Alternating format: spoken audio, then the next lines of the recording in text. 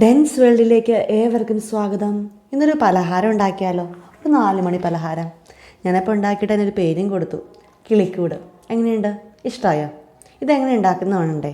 അതിനായി ഞാൻ ഇവിടെ 2 ഉരുളക്കിഴങ്ങ് തൊലിയെല്ലാം കളഞ്ഞതിന് ശേഷം ചെറുതായിട്ട് ഗ്രേറ്റ് ചെയ്തെടുത്തിട്ടുണ്ട്. ഇനി ഇതിലേക്ക് ആവശ്യത്തിന് ഉപ്പും മുളക് പൊടിയും മഞ്ഞൾപ്പൊടിയും അത് നിങ്ങളുടെ ഇഷ്ടത്തിന് അനുസരിച്ച് ചേർക്കുക. എന്നിട്ട് നന്നായിട്ട് തിരുമ്മി വെക്കുക. ഇതൊരു 5 മിനിറ്റ് അങ്ങനെ ഇരിക്കുമ്പോഴേക്കും ഉരുളക്കിഴങ്ങിലൊക്കെ നന്നായിട്ട് ഉപ്പും മുളകും എല്ലാം പിടിച്ചോളും. ഇനി നമുക്ക് മെയിൻ കൂട്ട് തയ്യാറാക്കാം. അതിനായി ഒരു വലിയ ബൗൾ എടുക്കുക. അതിലേക്ക് 3 മുട്ട ചേർത്ത് കൊടുക്കുക. ഇപ്പോൾ നിങ്ങളുടെ ഇഷ്ടം പോലെ താറാമുട്ട ആണെങ്കിൽ താറാമുട്ട, അല്ലെങ്കിൽ കോഴിമുട്ട ആണെങ്കിൽ കോഴിമുട്ട, ഏതാണെങ്കിൽ ചേർക്കാം കേട്ടോ.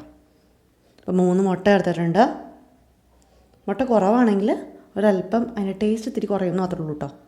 ആവശ്യത്തിന് ഉപ്പും മഞ്ഞൾപ്പൊടിയും മുളക് പൊടിയൊക്കെ ചേർത്ത് കൊടുത്തു.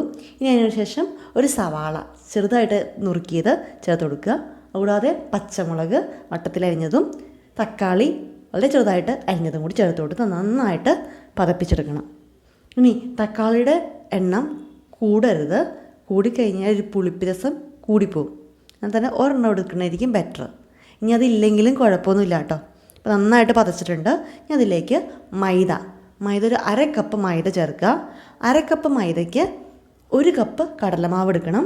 ഞാനിവിടെ ആദ്യം കടലമാവ് പകുതി ഇട്ട് നന്നായിട്ട് മിക്സ് ചെയ്തതിന് ശേഷമാണ് ബാലൻസ് ഉള്ള കടലമാവ് അതിലേക്ക് ചേർക്കുള്ളൂ. ഇനി പ്രത്യേകം ശ്രദ്ധിക്കുക, ഇതിലേക്ക് വെള്ളം ചേർക്കേണ്ട കാര്യമില്ല. കാരണം ഈ കൂട്ട് നന്നായിട്ട് യോജിപ്പിച്ച് ചെയ്യുമ്പോഴേക്കും നല്ല ആ ഒരു കൺസിസ്റ്റൻസി തന്നെ വന്നോളും. ഇതിപ്പോൾ ഈ ഒരു കൂട്ട് നന്നായിട്ട് മിക്സായി വന്നിട്ടുണ്ട്. നമുക്ക് ബാലൻസ് ഉള്ള കടലമാവും കൂടി അതിലേക്ക് ചേർത്ത് മിക്സ് ചെയ്തെടുക്കണം. ഒരു അല്പനേരം ഒന്ന് ഇളക്കേണ്ടി വരും കേട്ടോ. ഇങ്ങനെ ബാലൻസ് എല്ലാം കൂടി ഇട്ട് നന്നായിട്ട് മിക്സ് ചെയ്ത് കൊടുക്കുക. അപ്പോൾ ഇതൊക്കെ കുട്ടികൾക്കൊക്കെ വളരെയധികം ഇഷ്ടപ്പെടും. ഒരു വെറൈറ്റിയൊക്കെ ഇടയ്ക്കൊക്കെ ട്രൈ ചെയ്യണത് നല്ലതായിരിക്കും. ഇപ്പോൾ ഇത് കട്ടിയുള്ളൊരു മാവാണ് നമുക്കിപ്പോൾ കിട്ടുക. ഈ മാവിൻ്റെ തിക്നെസ് അല്പം കുറയ്ക്കുകയും അതേപോലെ തന്നെ ടേസ്റ്റ് കൂട്ടാൻ വേണ്ടിയിട്ട് നമ്മൾ ആദ്യം തന്നെ ഗ്രേറ്റ് ചെയ്ത് വെച്ചിട്ടുണ്ടായിരുന്നു ഉരുളക്കിഴങ്ങ്. ആ ഉരുളക്കിഴങ്ങ് ഇനിയിലേക്ക് ചേർത്ത് കൊടുക്കണം. ചേർത്ത് കൊടുക്കുമ്പോൾ പ്രത്യേകം ശ്രദ്ധിക്കണം, അതിലുള്ള ആ നീര് ചേർത്ത് കൊടുക്കാതിരിക്കാൻ ശ്രദ്ധിക്കുക. അപ്പോൾ മൈദയും കടലമാവൊക്കെ ചേർത്താണ് തന്നെ ഉപ്പൊക്കെ വളരെ കുറഞ്ഞിട്ടുണ്ടായിരിക്കും. അപ്പോൾ ആവശ്യത്തിന് ഉപ്പൊക്കെ ഇട്ട് കൊടുക്കുക. ഇനി ഗ്രേറ്റ് ചെയ്ത് വെച്ചിരിക്കുന്ന ഉപ്പും മുളകൊക്കെ പെരട്ടി വെച്ചിരിക്കുന്ന നമ്മുടെ ഉരുളക്കിഴങ്ങ് വെള്ളം മാറ്റിയതിന് ശേഷം അതും കൂടി ഈ ഒരു കൂട്ടിലേക്ക് ചേർത്ത് നന്നായി മിക്സ് ചെയ്ത് യോജിപ്പിക്കുക. അപ്പോൾ നമുക്ക് ആവശ്യമുള്ള ആ ഒരു തിക്നെസ്സിൽ നമുക്ക് ഈ ഒരു മാവ് റെഡിയായി കിട്ടും. കണ്ടില്ലേ? ഇതിൻ്റെ ട്രിക്ക് ഇരിക്കുന്നത് വറുക്കുമ്പോഴാണ്. അപ്പോൾ ഞാനായിട്ട് ഒരു നോൺ സ്റ്റിക്ക് ഉണ്ണിയപ്പച്ചട്ടിയാണ് എടുത്തിരിക്കുന്നത്. നന്നായി ചൂടാൻ ശേഷം 1 സ്പൂൺ വീതം വെളിച്ചെണ്ണ ചേർത്ത് കൊടുത്തിട്ടുണ്ട്. ഇനി തീ അല്പം കൂട്ടിയതിന് ശേഷം നമുക്ക് ഈ മാവ് ഓരോ സ്പൂൺ വീതം മതി കേട്ടോ. അത് ഓരോ കുഴിയിലേക്കും ചേർത്ത് കൊടുക്കാം. ഈ സമയത്ത് തീ അല്പം കൂടി നിൽക്കണം. അതിനുശേഷം ഇട്ടതിന് ശേഷം നമുക്ക് തീ അല്പം കുറച്ച് നമുക്കിത് ഒരു പാത്രം വെച്ച് നമുക്കിത് മൂടി വേവിച്ചെടുക്കണം. എണ്ണ അധികം ഇതിലേക്ക് ചേർക്കാതെയാണ് നമ്മളിത് ഉണ്ടാക്കുന്നത്. കണ്ടില്ലേ?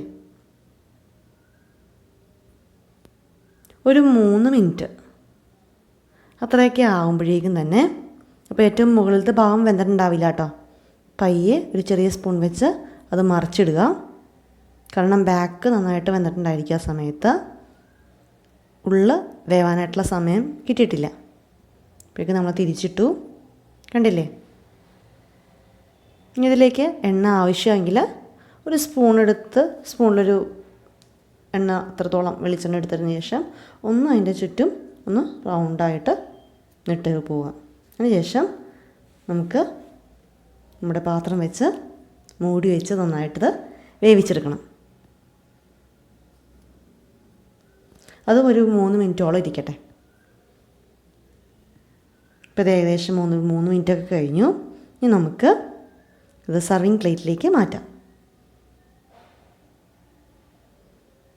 ഇനി അതിൻ്റെ പ്രത്യേകത ഞാൻ കാണിക്കാം കേട്ടോ.